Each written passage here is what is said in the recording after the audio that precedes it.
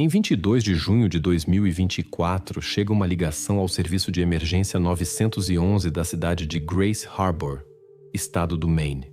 É um lugar costeiro onde a vida flui tranquilamente e a polícia mais frequentemente lida com infrações de trânsito ou disputas familiares do que com algo sério. Desta vez, a ligação não soava alarmante. Os vizinhos reclamaram de um cheiro desagradável e um ventilador que está zumbindo sem parar há vários dias. Eles notaram que o cheiro era estranho, adocicado e nauseante, e vinha exatamente da casa da esquina. A reclamação foi registrada como odor irritante e ruído técnico. À primeira vista, nada criminal. 2 dias depois, em 24 de junho, uma patrulha se dirigiu ao endereço. A casa pertencia a Thomas Ellerby, um morador local. Os policiais se aproximaram da porta, tocaram a campainha, bateram, fizeram um anúncio pelo alto-falante. Ninguém saiu. Tentaram ligar para o telefone indicado na base de dados. Não houve resposta. Neste momento, o cheiro na entrada era mais forte que na rua. Nas janelas havia condensação, o que indicava alta umidade no interior. O ventilador continuava funcionando. O carro do proprietário estava parado em frente à casa, mas não havia sinais de sua presença. Os vizinhos confirmaram. Nos últimos dias, a situação não mudou. Estes casos são classificados como verificação do bem-estar do morador. Primeiro, a polícia deve descartar uma emergência médica. Por exemplo, a pessoa pode ter perdido a consciência ou falecido dentro de casa. Por isso, os oficiais prepararam um mandado de busca de emergência. A lei permite fazer isso se há razões suficientes para acreditar que o proprietário está em perigo. Aqui havia vários fatores: odor constante, ausência de contato e sinais de ambiente fechado. O juiz concedeu a permissão rapidamente. Quando o mandado estava em mãos, os policiais entraram. Imediatamente abriram as janelas para ventilar os cômodos e começaram a inspeção. Os primeiros andares pareciam comuns, móveis no lugar. Não havia sinais de arrombamento ou desordem, mas o cheiro se intensificava conforme se aproximavam da escada que descia. Na porta do porão, tornava-se especialmente denso. Lá também estava o ventilador funcionando, obviamente ligado para a ventilação permanente. Os oficiais anotaram isso no relatório e direcionaram a luz para o interior do local. Descendo ao porão, localizaram rapidamente a fonte. Na área de serviços, perto das prateleiras e equipamentos técnicos, estavam restos humanos. A contagem não era de 1 ou 2 pessoas. No final, no porão foram descobertos os restos de 8 pessoas. Assim, uma reclamação comum sobre odor se transformou no ponto de partida de uma grande investigação. A casa de Thomas Ellerby foi imediatamente lacrada como local do crime. Foi chamada a equipe investigativa e peritos médico-legais. E o próprio proprietário se tornou a partir deste momento a figura principal do caso.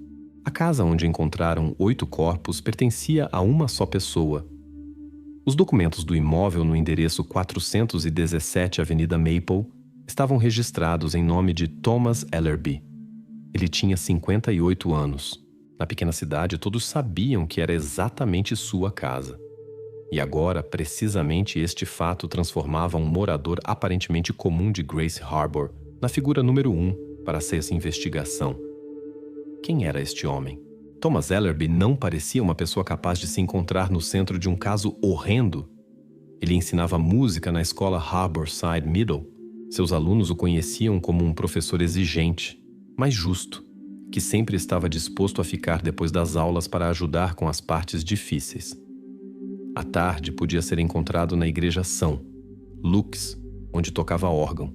Para os paroquianos, ele era parte da ordem habitual. Todo domingo, a música de Ellerby. Seu status social estava acima da média. Pedagogo, músico, homem ligado à igreja. Ellerby era considerado um morador respeitado da cidade. Uma pessoa em quem confiavam os pais, a administração escolar, a comunidade. Nisso reside o contraste mais forte, porque foi exatamente em sua casa que encontraram 8 corpos. Quando os peritos começaram a inspeção, uma das primeiras especificações dizia respeito à idade das vítimas. Os dados preliminares mostravam Todos eram adolescentes. Não era um conjunto aleatório de pessoas, não um quadro desordenado.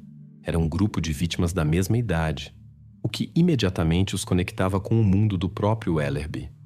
Ele ensinava precisamente adolescentes, trabalhava com eles no coro, os preparava para concursos, ensaios, e agora em seu porão encontraram os restos daqueles que tinham a mesma idade de seus alunos.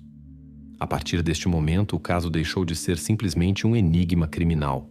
Tornou-se um caso sobre como um homem respeitado, pessoa de confiança da cidade, acabou ligado a desaparecimentos que até então pareciam não estar conectados entre si.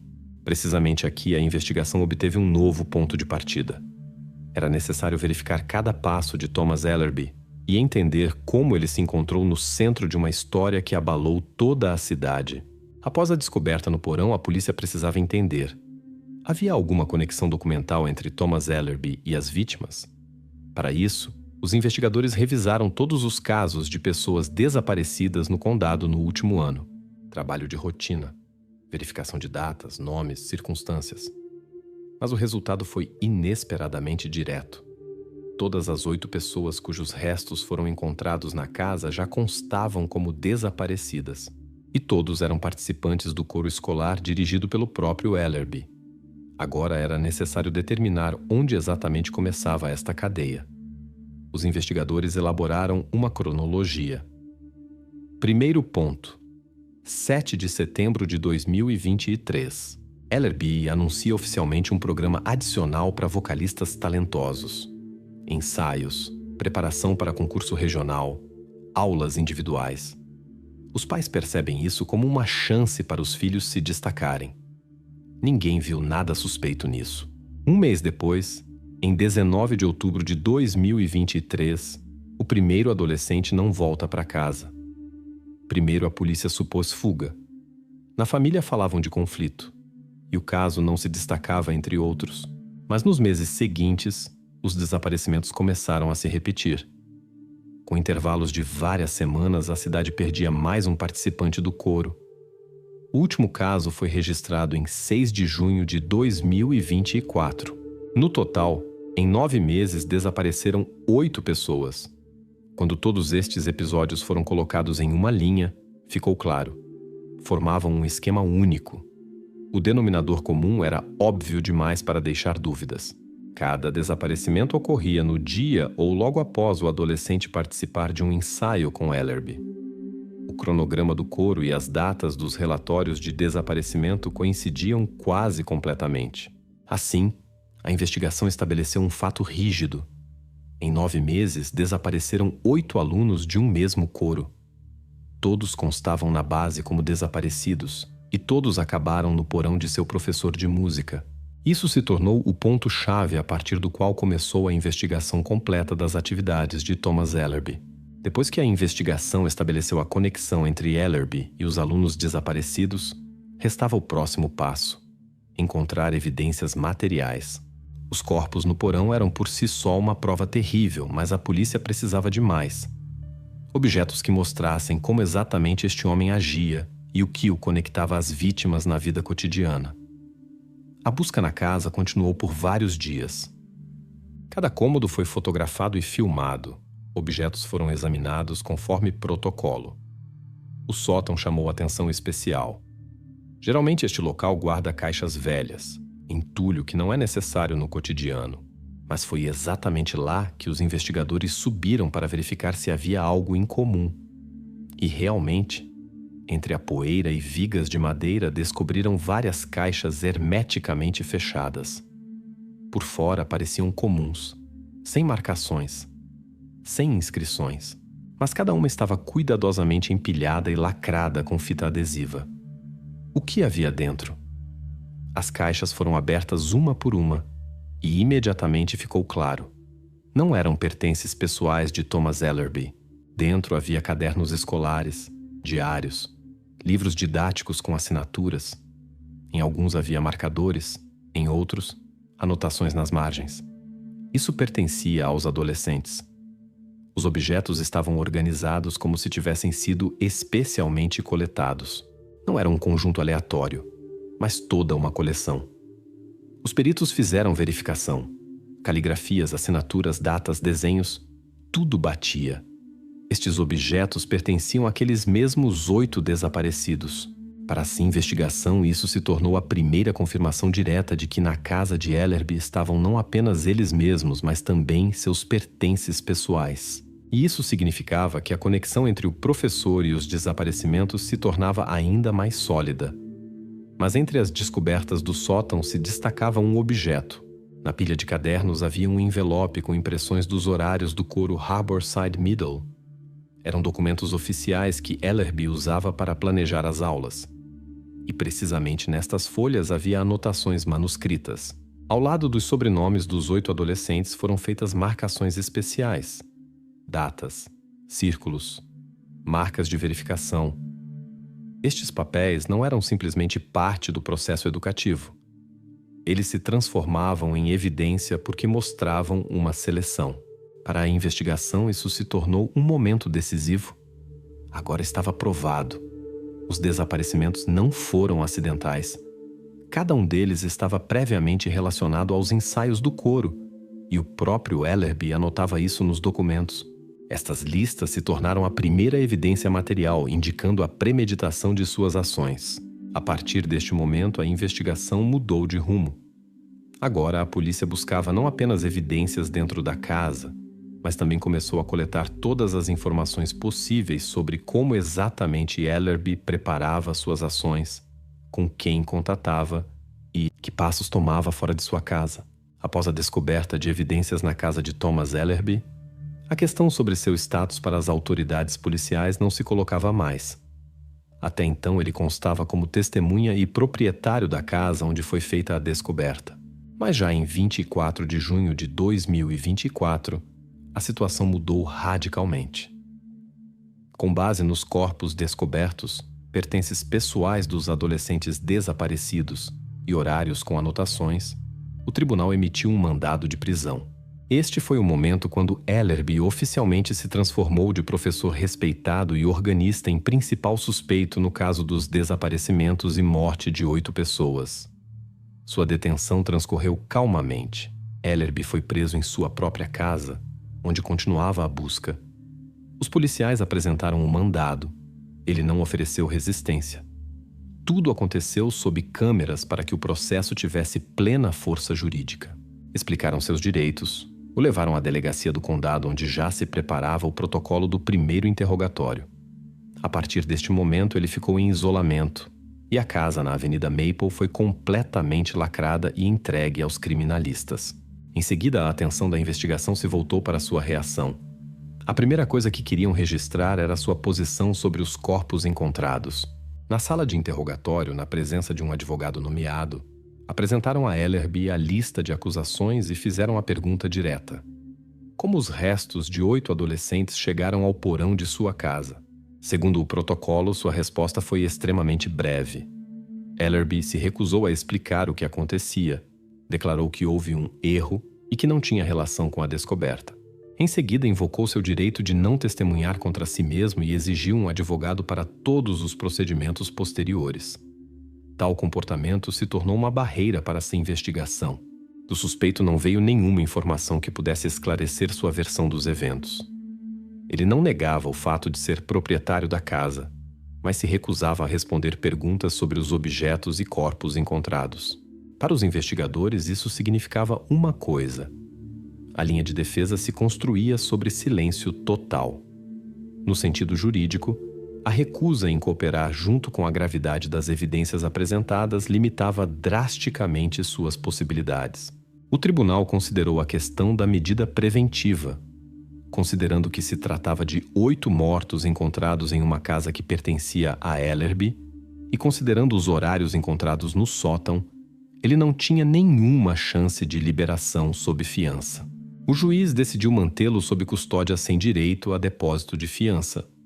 Assim, o cidadão respeitado, pedagogo conhecido e músico, definitivamente se encontrou no status de principal suspeito. Este foi um ponto de não retorno. Agora, a investigação deixou de ser busca de possíveis conexões e se transformou em preparação de base probatória que deveria responder à pergunta principal: De que forma Ellerby conseguiu organizar uma série de desaparecimentos e ocultar tudo isso por quase um ano? A investigação já tinha evidências fortes contra Thomas Ellerby, mas por lei não se pode fechar em apenas uma versão. Qualquer caso de grande repercussão requer verificação de cenários alternativos para excluir erros. A questão se colocava assim: realmente Ellerby era o único culpado possível ou poderia haver outra força por trás dos desaparecimentos? Segundo o procedimento padrão, os investigadores ampliaram o círculo de verificação. Começaram com interrogatórios de testemunhas perto da escola onde o professor conduzia as aulas do coro. Revisaram todos os relatórios que chegaram à polícia nos últimos meses, checaram observações de moradores locais, verificaram rotas de deslocamento dos adolescentes desaparecidos. E bastante rapidamente, surgiram 3 novas pistas que não se encaixavam de forma alguma na versão simples de professor e seus alunos. A primeira linha surgiu de depoimentos de testemunhas. Várias pessoas afirmavam ter visto repetidamente perto do prédio da escola uma van cinza sem placas do condado. O veículo aparecia à noite quando o coro terminava os ensaios e saía depois de alguns minutos. Naquele momento não a consideraram suspeita, mas agora este detalhe parecia diferente. A segunda pista dizia respeito a uma das famílias. Uma das vítimas tinha um padrasto que estava abertamente em conflito com a administração escolar. A causa mencionada eram medidas disciplinares, reclamações e disputas sobre como os professores tratavam a criança. Nos materiais se conservaram registros de seu comportamento agressivo em reuniões escolares. Para essa investigação, isso parecia um possível motivo de vingança ou pressão. A terceira linha acabou sendo relacionada ao próprio Ellerby, mas não diretamente ao seu trabalho. Durante a verificação de documentos financeiros, os investigadores descobriram transferências estranhas para sua conta. As somas eram maiores que o salário usual de um pedagogo. Não estava claro de onde vinha este dinheiro e em que era gasto. Este momento não confirmava sua inocência, mas criava um novo enigma. Talvez por trás do que acontecia não estivessem apenas motivos pessoais. Assim, a investigação teve 3 direções diferentes: versão de um predador desconhecido com van cinza, versão de conflito dentro da família de uma das vítimas e versão de segredos financeiros do próprio Ellerby. Cada direção exigia verificação, interrogatórios, análise de álibis e busca de confirmações. A história deixou de ser linear. Se antes parecia um esquema óbvio de professor e seus alunos, agora essa investigação se encontrava numa situação onde era necessário desemaranhar todo um novelo. Cada pista abria uma nova linha de eventos, e isso significava que a investigação entrava no segundo ato, num verdadeiro labirinto onde os investigadores já tinham vários suspeitos potenciais e nenhuma resposta definitiva. A pergunta que primeiro se colocou diante dos investigadores após a prisão de Ellerby soava simples. Alguém havia notado estranhezas em seu comportamento nos meses quando os adolescentes desapareciam? Para responder a isso, a polícia decidiu analisar sua vida rotineira. Não apenas o trabalho na escola e na igreja, mas também compras domésticas, rastros financeiros. Tal análise frequentemente permite ver o que escapa aos olhos de vizinhos e colegas. Logo a atenção foi atraída por recibos da loja de ferragens Harbor Hardware. Nos últimos meses, Ellerby fazia lá compras regulares. À primeira vista, não há nada suspeito nisso. Todo proprietário de casa compra algo para reparos e manutenção. Mas quando os funcionários reuniram todas as transações numa única linha, ficou óbvio. O conjunto de mercadorias não correspondia ao estilo de vida de um professor de música e organista. Essas compras se adequavam mais a alguém que tenta controlar um espaço, isolá-lo e ocultar determinados rastros. O que exatamente ele comprava? Nas listas apareciam ventiladores industriais, painéis de isolamento acústico, sacos de cal e grandes recipientes herméticos. Cada item separadamente pode parecer doméstico. Ventilador, para ventilar a casa. Painéis, para melhorar a acústica. Cal, para necessidades domésticas. Recipientes, para armazenamento. Mas juntas essas compras pareciam um conjunto usado para ocultar odor, ruído e rastros biológicos. E isso era exatamente o que mais preocupava os investigadores. Quando os policiais relacionaram as datas das compras com as reclamações dos vizinhos, o quebra-cabeça se montou. Na primavera de 2024, os moradores da rua começaram a notar o ruído constante do ventilador da casa de Ellerby. Este período coincidia exatamente com as datas de suas grandes compras na Harbor Hardware. As pessoas diziam que o som vinha do porão, contínuo, sem pausas à noite. Para a polícia, isso se tornou confirmação direta. A ventilação da qual os vizinhos reclamavam foi instalada após essas compras, e seu propósito estava relacionado não a reparos, mas à tentativa de ocultar as consequências dos crimes. Assim, a investigação obteve mais uma prova. O comportamento de Ellerby, registrado não em palavras, mas em recibos e testemunhos de vizinhos, mostrava intenção. Ele não guardava acidentalmente os corpos no porão, se preparava sistematicamente para ocultar rastros e minimizar a atenção externa. Esses dados fortaleceram a posição da acusação e introduziram ainda mais profundamente a investigação no estudo de quão cuidadosamente ele planejava suas ações. Para provar o envolvimento de Ellerby, os investigadores precisavam responder à pergunta principal: como as vítimas chegavam à sua casa? Apenas os objetos encontrados e testemunhos de vizinhos não eram suficientes. Eram necessários dados objetivos que não deixassem espaço para dúvidas. A polícia começou a coletar rastros digitais. Primeiro confiscaram gravações de câmeras de vigilância por toda a Avenida Maple. Tudo foi usado: câmeras urbanas, câmeras de gravadores de vídeo e campainhas das portas dos vizinhos. Os dispositivos registravam não apenas a rua, mas também os próprios pedestres.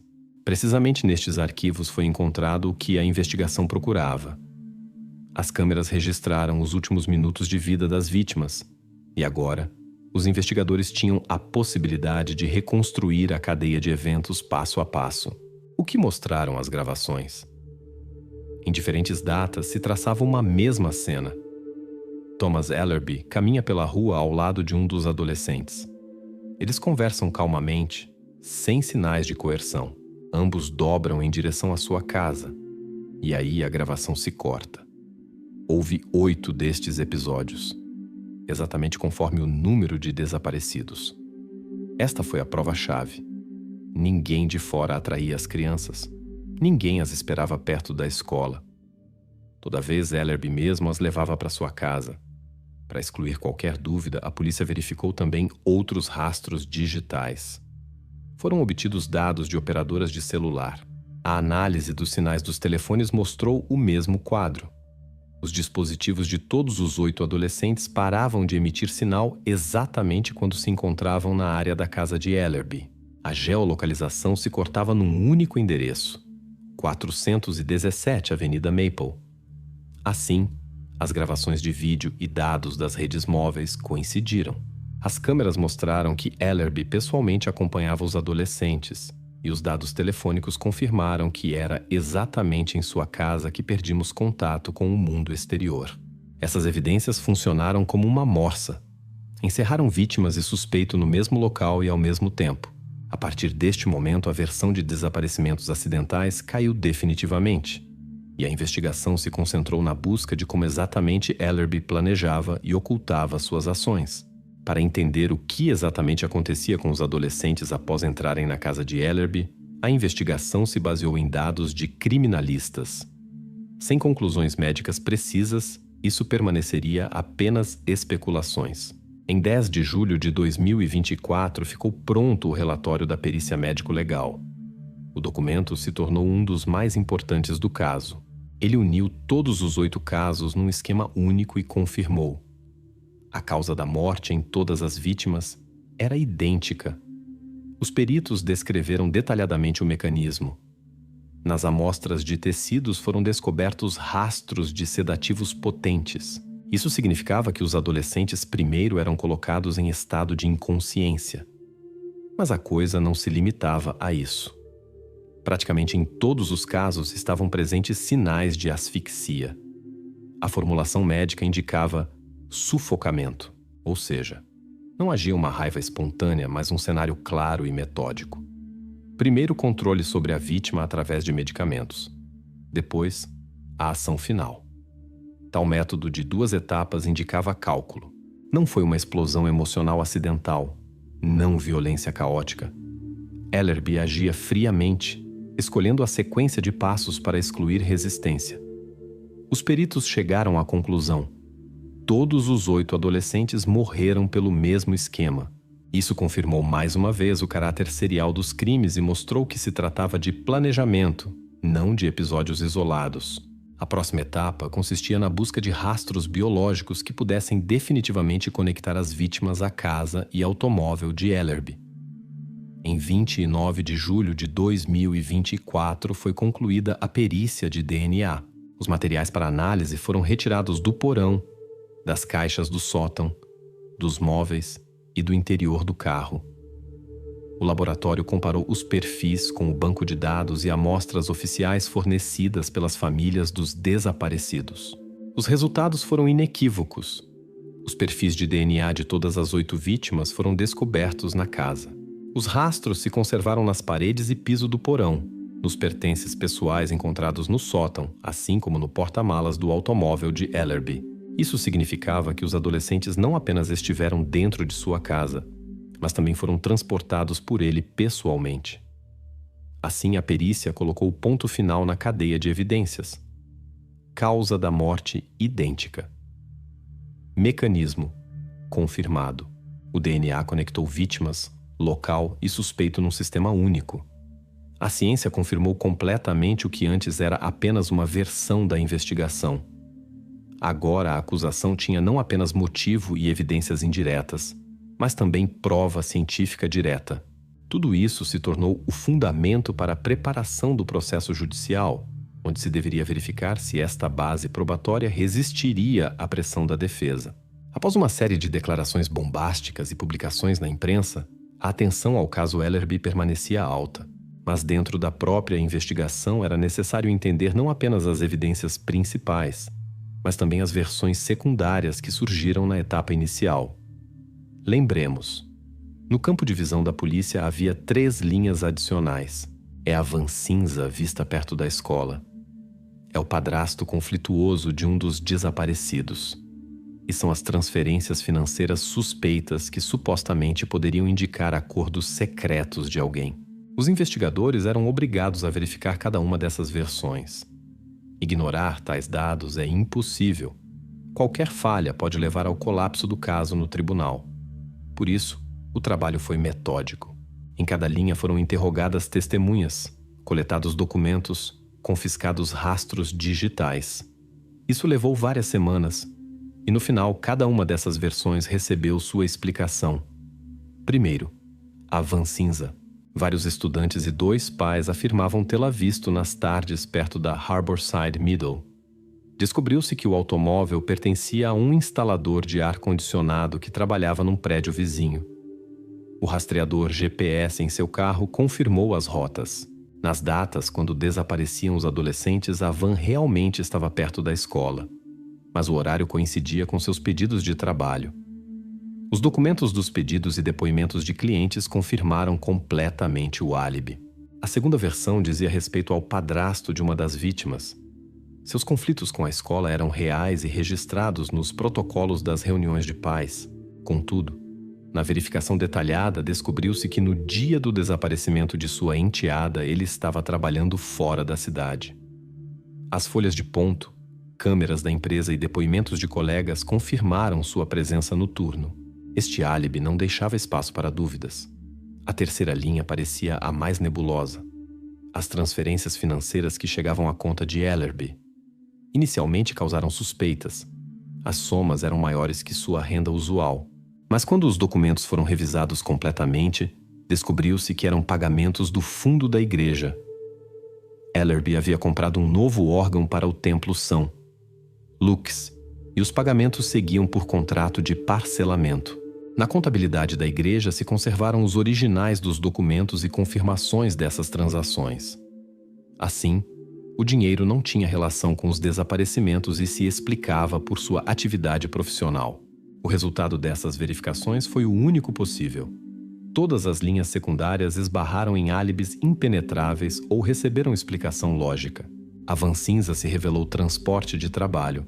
O padrasto estava no turno no dia do desaparecimento. e os pagamentos estranhos se revelaram parcelamento por um instrumento musical. Formalmente, todas essas versões foram fechadas por decisão do investigador. Isso significava que o labirinto da investigação gradualmente se estreitou. Agora a atenção retornava completamente a Thomas Ellerby. Ele permanecia o único suspeito, e as evidências coletadas se construíam num quadro coerente e sem contradições. Precisamente a partir deste momento, a investigação definitivamente se concentrou na preparação da acusação que deveria resistir ao tribunal.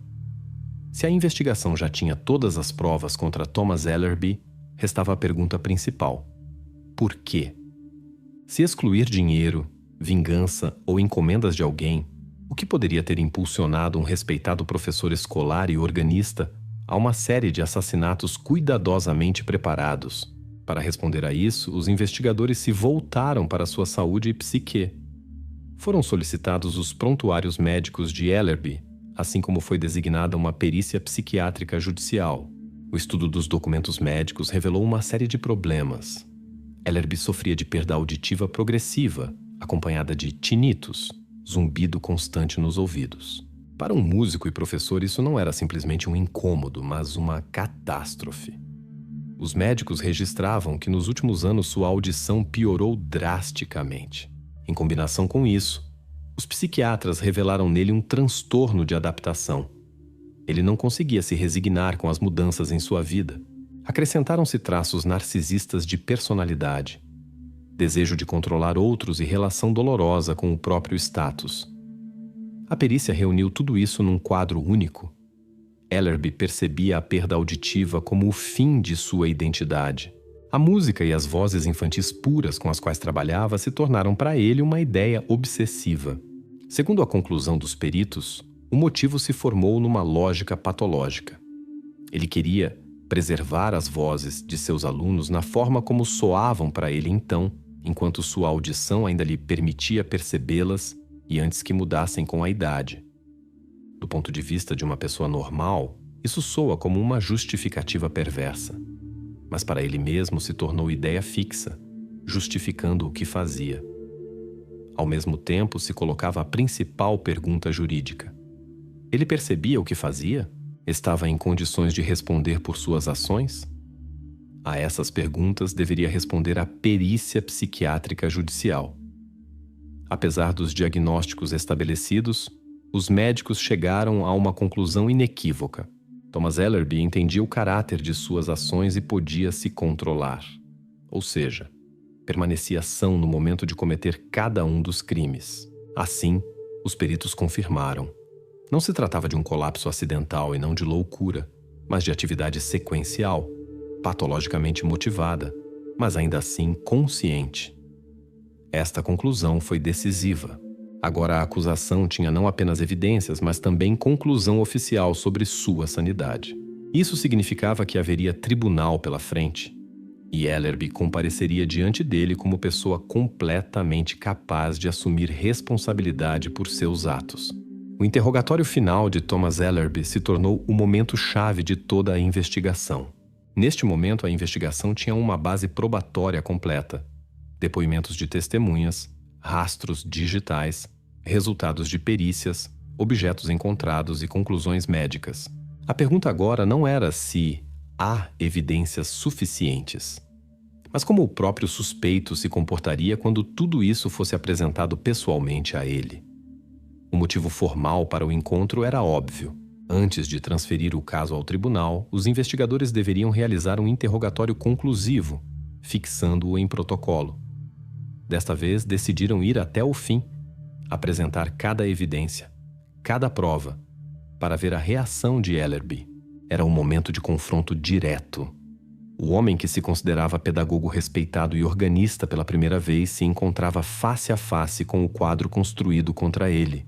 O interrogatório transcorreu numa sala especialmente equipada, onde era feita gravação de vídeo. Diante de Ellerby, sobre a mesa, foram colocadas fotografias das câmeras de vigilância que mostravam como ele mesmo acompanhava os adolescentes até sua casa. Depois, seguiram impressos dos dados telefônicos confirmando que seus telefones paravam de funcionar exatamente em seu endereço. O investigador mostrou recibos da loja de ferragens Harbor Hardware, onde comprava ventiladores industriais, sacos de cal e recipientes. Em seguida foram demonstrados relatórios de peritos. Os perfis de DNA encontrados no porão e no automóvel coincidiam com os perfis de todas as 8 vítimas. Para intensificar a pressão, o investigador leu trechos das cartas que Ellerby escrevia aos pais, convidando seus filhos para aulas adicionais do coro. Estes documentos, que antes pareciam inofensivos, agora se tornavam parte das evidências.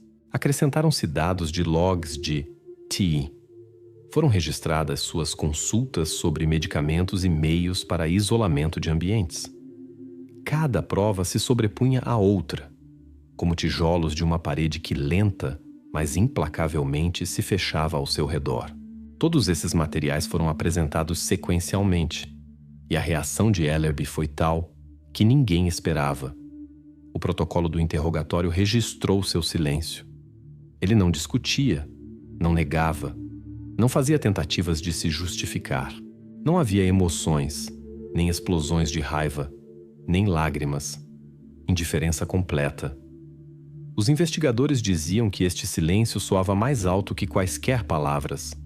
Ele sublinhava seu distanciamento e negativa obstinada em reconhecer o óbvio.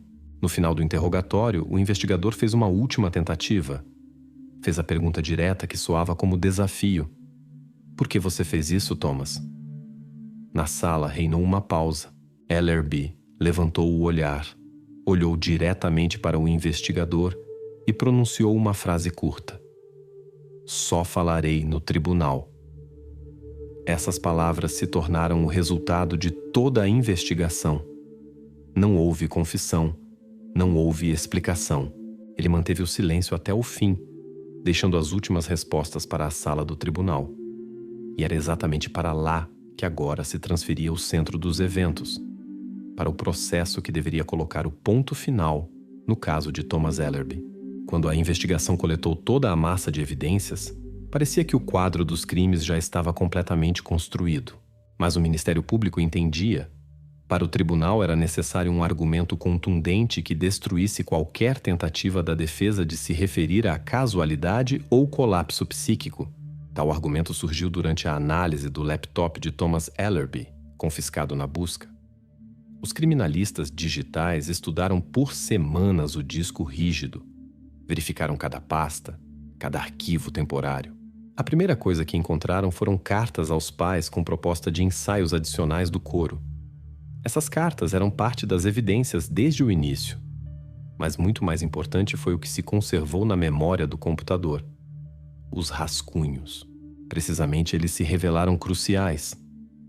Visualmente, os rascunhos quase não diferiam das cartas finais. Mas a análise de metadados mostrou detalhes que era impossível ignorar. A data de criação dos arquivos coincidia não com a data de envio, mas com meses precedentes aos desaparecimentos. Por exemplo, a carta para o adolescente que desapareceu em maio de 2024 foi criada ainda em janeiro. Outros rascunhos tinham as mesmas discrepâncias. Cartas que os pais receberam na primavera se revelaram escritas ainda no inverno. Este detalhe mudava tudo. Se antes a defesa poderia tentar afirmar que Ellerby agia impulsivamente, que cada desaparecimento foi resultado de um colapso repentino, agora esta versão se tornava impossível. Os rascunhos mostravam. Ele escolhia antecipadamente a quem escreveria, pensava no texto e guardava as cartas por meses até que chegasse o momento necessário. Não são ações espontâneas. É preparação. O significado jurídico desta descoberta era colossal. A presença de tais documentos destruía todas as tentativas da defesa de falar sobre afeto ou falta de premeditação. Indicava planejamento claro, frio e seleção de vítimas muito antes dos próprios eventos. Para a acusação, isso se tornou tiro de controle. Evidência que não deixava dúvidas sobre a premeditação. Agora o caso se qualificava como homicídio em primeiro grau com intenção premeditada. Este elemento tornou a acusação não simplesmente sólida, mas praticamente de concreto armado. E era precisamente com esta evidência que o Ministério Público saía para o tribunal, preparado para mostrar que Thomas Ellerby não apenas cometia crimes, mas também os planejava metodicamente muito antes dos adolescentes cruzarem a soleira de sua casa. No processo judicial, Thomas Ellerby finalmente obteve a oportunidade de cumprir a promessa que fez no último interrogatório. Foi chamado à sala do tribunal, deram-lhe a palavra e todos ficaram imóveis esperando. Mas, contrariamente às expectativas, ele novamente escolheu o silêncio. Ellerby se recusou a dar depoimento invocando seu direito de não testemunhar contra si mesmo. Para muitos, isso se tornou confirmação. Nunca haveria confissão de sua parte. Mas o processo não parou nisso. O procedimento judicial continuou e a culminação acontecia não em suas palavras, mas no trabalho da acusação. Os promotores metodicamente apresentaram tudo o que a investigação acumulou. Primeiro mostraram aos jurados gravações das câmeras. Na tela apareciam aquelas mesmas cenas onde Ellerby caminha ao lado de cada adolescente, levando-o para casa. Depois, dados de operadoras móveis demonstrando como os telefones paravam de emitir sinal exatamente em seu endereço. Em seguida, vieram resultados de perícias. Os médicos legistas leram conclusões sobre a causa da morte. Os peritos criminalistas apresentaram evidências de DNA encontradas no porão e no automóvel de Ellerby. Os especialistas digitais contaram sobre rascunhos de cartas criados meses antes dos desaparecimentos, mostrando intenção premeditada. Tudo isso foi acompanhado de documentos, fotografias, tabelas. Cada detalhe estava em seu lugar. O promotor intensificava o efeito lendo trechos das cartas de Ellerby aos pais onde prometia ajudar as crianças a revelar talentos vocais. Essas palavras agora soavam como engano cínico por trás do qual se escondia uma armadilha mortal. Completando a cadeia de provas, a acusação acrescentou a conclusão do psiquiatra. Apesar dos problemas auditivos e transtorno psíquico, Ellerby permanecia são e entendia suas ações. A culminação foi a intervenção do promotor no discurso final. Ele não chamou Ellerby de monstro e não recorreu a palavras emocionais altissonantes. Sublinhou o principal. Era um homem metódico que usava a confiança de crianças, pais e toda a cidade para realizar sua ideia obsessiva. Vivia uma vida dupla, publicamente pedagogo respeitado e músico na realidade privada, homem que guardava corpos em sua própria casa. Para os jurados, este discurso se tornou o ponto final. Aos seus olhos, Ellerby definitivamente deixou de ser professor estranho ou homem com problemas de saúde. Diante deles, se ergueu um assassino calculista, usando friamente a confiança que lhe deram. A partir deste momento, para o tribunal não restavam dúvidas sobre qual deveria ser o veredito. Na sala do tribunal chegou o momento quando os promotores apresentaram a parte mais terrível do caso, a reconstrução dos crimes. Para os jurados era importante não apenas ver as evidências separadamente, mas também entender como cada episódio parecia do começo ao fim. E essa acusação mostrou. Não era causa acidental, mas procedimento ensaiado que se repetia vez após vez.